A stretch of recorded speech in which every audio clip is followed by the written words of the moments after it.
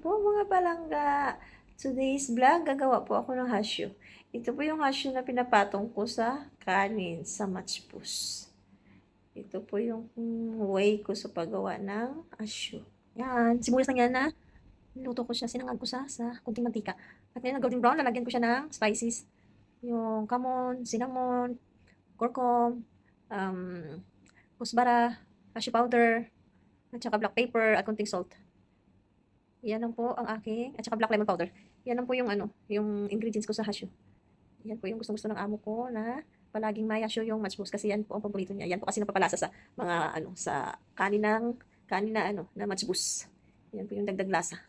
Masarap kasi pag may yan. At saka mga palangga, nilagyan ko pala yan ng kismis o raisin.